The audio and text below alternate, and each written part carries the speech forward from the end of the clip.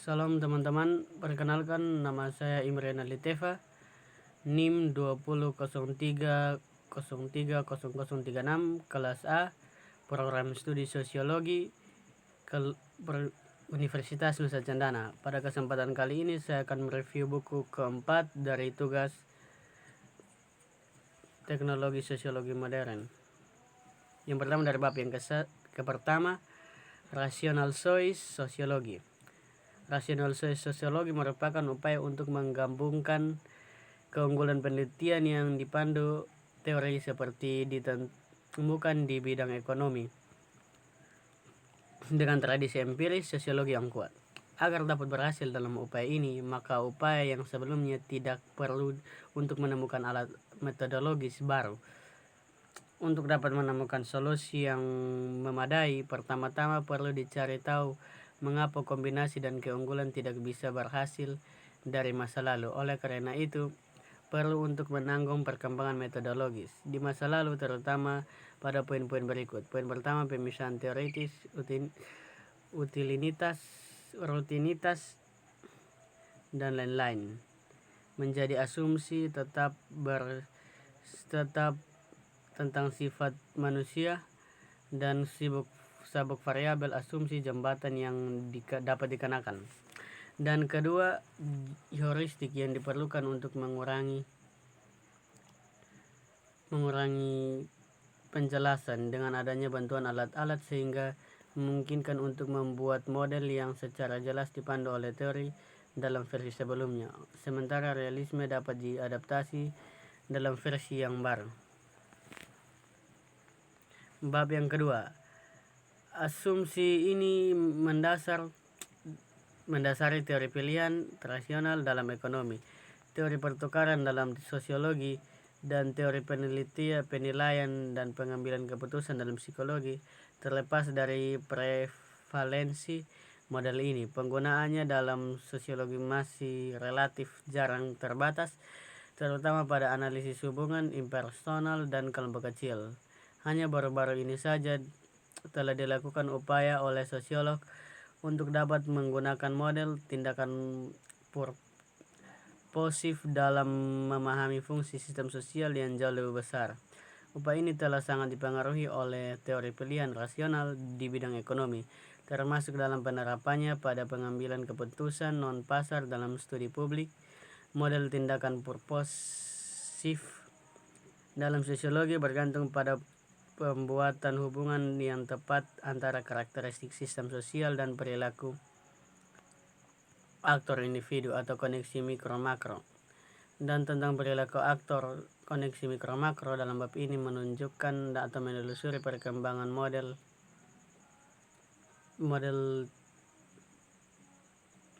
yang tidak cukup untuk menjelaskan perilaku manusia karena dianggap bahwa asal-usul nilai dan keyakinan problematis dan tidak mempertimbangkan pengaruh emosi, nilai-nilai bersama, dan keyakinan normatif adalah bagian dari isi budaya masyarakat.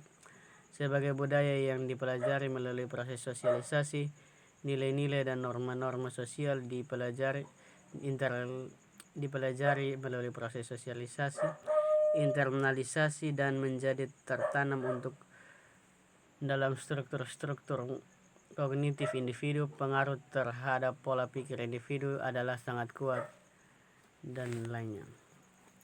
Bab yang ketiga, teori dasar atau teori adalah teori pilihan yang menjadi rasional, yang memuaskan karena ia melakukan apa yang disarankan Coleman. Teori semacam itu harus dilakukan, yaitu menjelaskan perilaku sistem sosial dalam hal perilaku aktor, menghubungkan keduanya secara teoritis sambil memodelkan sumber tindakan individu dan membuat prediksi, dan telah diuji secara eksperimental. Istilah dasar pertama-tama mengacu pada pepatah Einstein yang terkenal bahwa teori harus terdiri dari unsur-unsur sederhana dan sedikit mungkin, dan kedua, untuk kemudahan teori digunakan oleh teori dasar atau ET. Memiliki 3 komponen, yaitu prinsip, hukum, prosedur untuk memodelkan fenomena sosial. Pada faktanya, teori fisika Tiga, komponen yang sama lain di mana ketiganya telah disajikan dan diterapkan pada berbagai catatan penulis dan National Science Foundation Foundation mendukung penelitian dan pengembangan teori dasar. Jika teori dasar ET adalah teori pilihan rasional yang memuaskan, itu sedemikian rupa sehingga dapat menghindari asumsi yang sering dibuat oleh ahli teori pilihan sosial, pilihan rasional. Mungkin lebih tepatnya menghindari asumsi pendekatan ekonomi. Menurut Becker, asumsi tersebut adalah memaksimalkan perilaku keseimbangan dasar pasar dan preferensi yang stabil. Asumsi yang pertama mengendalikan rasionalitas sebagai penjelasan perilaku. Asumsi kedua melakukan semua struktur sosial seolah-olah mereka adalah pasar pada atau mendekati Liberum, dan asumsi ketiga memperlakukan semua orang dimanapun memiliki struktur preferensi stabil yang sama. Lanjut ke bab yang 4, Universitas Arizona merupakan dua tradisi teoritis yang sangat berbeda telah muncul untuk menjelaskan keteraturan sosial. Tradisi yang pertama adalah untuk yang paling populer di kalangan ahli teori pilihan rasional, berasal dari Hobbes. Ide utamanya adalah bahwa ketertiban dihasilkan dari sejumlah besar keputusan independen untuk mentransfer hak kebebasan individu ke negara koersif sebagai imbalan atas jaminan keamanannya bagi orang-orang. Pengalihan sebagai hak dan kebebasan individu ini kepada negara tidak dengan sendirinya menghasilkan ketertiban, tetapi karena individu memiliki intensif untuk mengganggu ketertiban ketika mereka dapat memperoleh keuntungan dan melakukannya. Tidak ada negara yang memiliki sumber daya yang cukup menjaga ketertiban hanya melalui kepolisian. Hal ini adalah mengapa Weber menggunakan tradisi kedua yang paling populer di kalangan sosiolog, yang berasal dari Aristoteles dan digemakan oleh Rousseau, Durkheim, Parsons, dan pengikut kontemporer mereka. Ia memandang sumber utama tatanan sosial tidak berada dalam kendali eksternal, tetapi dalam kesesuaian nilai-nilai norma tertentu, entah bagaimana telah berhasil diinternalisasikan oleh individu. Dalam tradisi ini pencapaian ketertiban.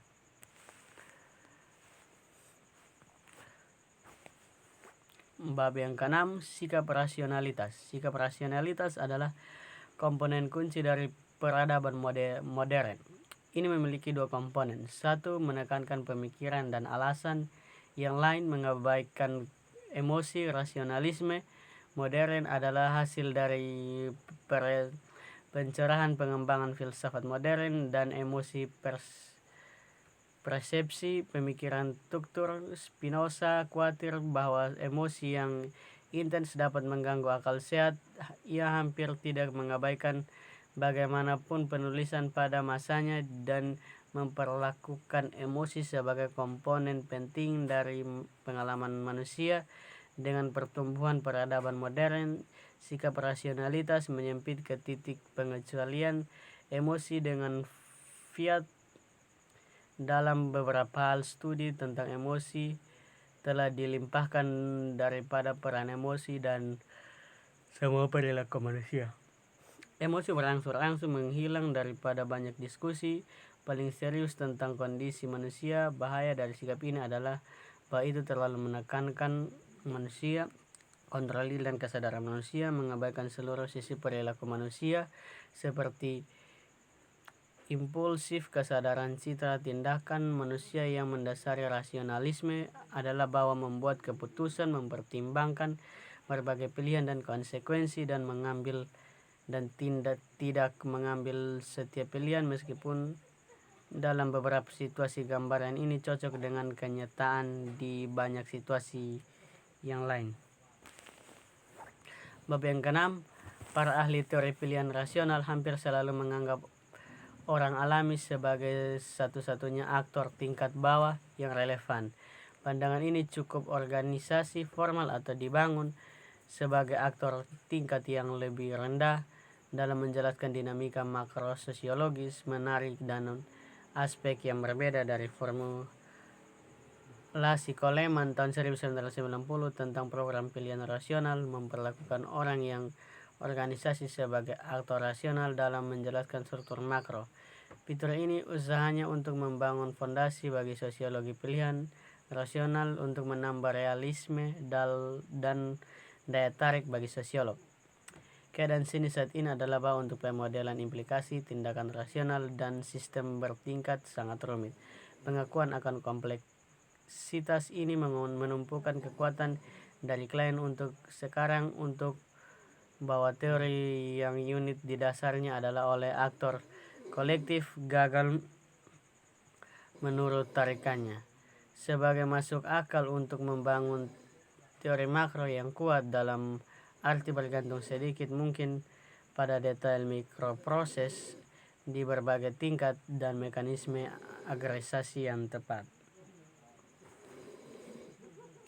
Dalam proses ini telah mencapai posisi paradigma yang diklaim berfungsi sebagai inti berteori dalam sosiologi para keseluruhan. Memang salah satu publikasi terbaru yang paling terkenal dari teori pilihan rasional Yayasan James Coleman Teori Sosial tahun 1990 telah diiklankan memiliki potensi untuk mengintensis teori sosiologi dari berbagai macam pendekatan serupa The Structure of Social Action karya Parsons pada tahun 1937. Sentralis yang diberikan pada pendekatan Coleman ini memerlukan pemeriksaan potensi untuk menjelaskan fenomena sosial di luar ekonomi mereka. Sekian presentasi dari saya. Mohon maaf jika ada kata-kata yang salah. Untuk selebihnya saya ucapkan terima kasih.